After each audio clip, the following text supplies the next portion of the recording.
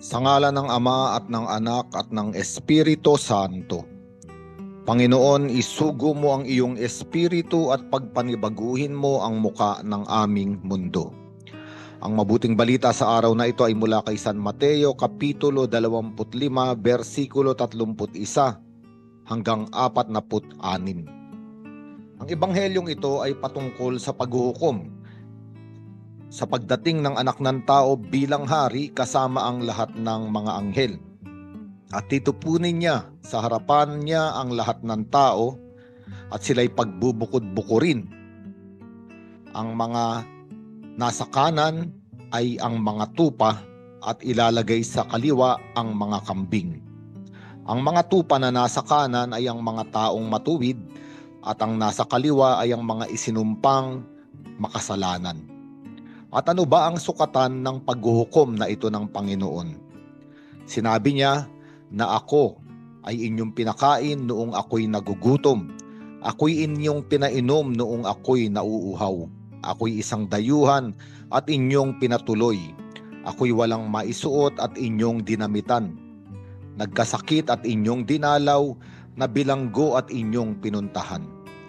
Kaya nga ang mga matuwid ay nagtanong, Panginoon, kailan po namin kayo nakitang nagutom, nauhaw, walang damit, dayuhan, may sakit at nabilanggo? At sasabihin ng Panginoon, tandaan ninyo nang gawin ninyo ito sa isa sa mga alagad ko. Siya man ang pinakahamak, ako ang inyong tinulungan. At sinabi naman ng hari ng Panginoon sa mga masasama, mga kambing na nasa kaliwa, lumayo kayo sa harapan ko. Isinumpa kayo sa apoy na di namamatay na inihanda para sa dyablo at sa kanyang mga kampon. At nagtanong sila, bakit Panginoon? Kailan ka naming nakitang nagutom, nauhaw, walang matuluyan, walang maisuot, may sakit o nasa bilangguan at hindi ka namin tinulungan? At sasabihin ng Panginoon, tandaan ninyo ng pagkaitan ninyo ng tulong ang isa sa pinakahamak sa mga ito, ako ang inyong pinagkaitan. At ang ebanghelyong ito ay akmang-akma sa panahon ng Kwaresma, sapagkat tayo ay inaanyayahan sa pananalangin, pag-aayuno at paglilimos. Ang ibig sabihin, inaanyayahan tayong gumawa ng mga gawa ng pag-ibig para sa ating kapwa. At sa ating lipunan, sa daigdig na ating ginagalawan, ang panganib ay palaging ituon ang ating paningin sa mga taong tanyag, sa mga taong mayayaman, sa mga taong malilinis, sa mga taong may narating sa buhay, mga taong may hawak na kapangyarihan. At kadalasan ay hindi napagmamasdan o hindi nakikita ang mga hamak, ang mga dukha, ang marurumi, ang walang kakayanan. At kadalasan sila ay nailalagay sa gilid, sa laylayan ng lipunan. Ang panahon ng Kwaresma ay isang pag-anyaya upang magkaroon tayo ng mata ng pananampalataya. Mga mata na nakakakita sa ating Panginoong Hesus sa katauhan ng mga hamak, ng mga pinakahuli, ng mga maliliit. At sa kanilang kalagayan, tayo ay tinatawagan ng Panginoon na ipahayag sa pamamagitan ng ating kilos at mga gawa ang kalikasan ng totoo nating katauhan, na tayong lahat ay nilikha sa pag-ibig. At ang pag-ibig na ito ay ang pag-ibig na walang kondisyon, isang pag-ibig na walang sukatan.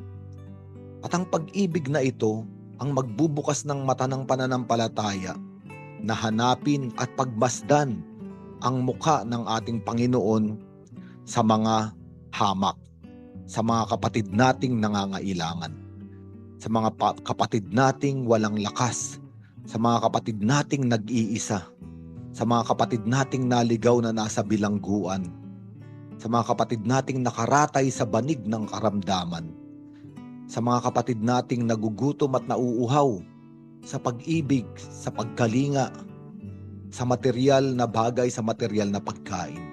Ang ibig sabihin, isang malakas na paanyaya na makita ang muka ng ating Panginoong Hesukristo sa pamamagitan nila.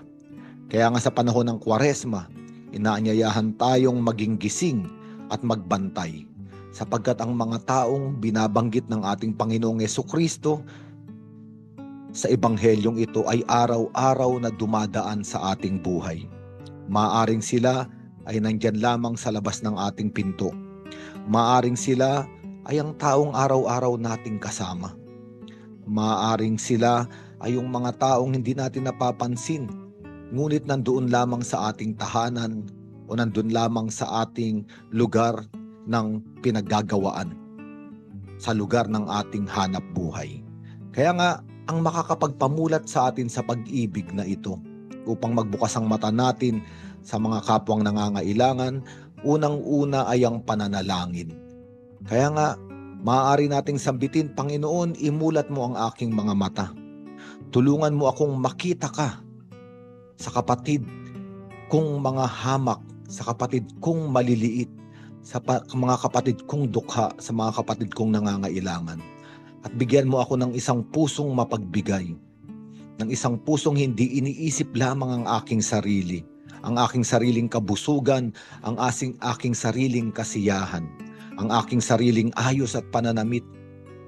Tulungan mo akong magkaroon ng pag-ibig, higit sa lahat sa panahong ito, upang maibahagi ko o maibigay ko kung anuman ang nasa akin para sa kanila. Sapagkat sa ganon, anuman ang maiaalay ko sa kanila, ay sa iyo ko iniaalay, Panginoon. Sa ngalan ng Ama at ng Anak at ng Espiritu Santo.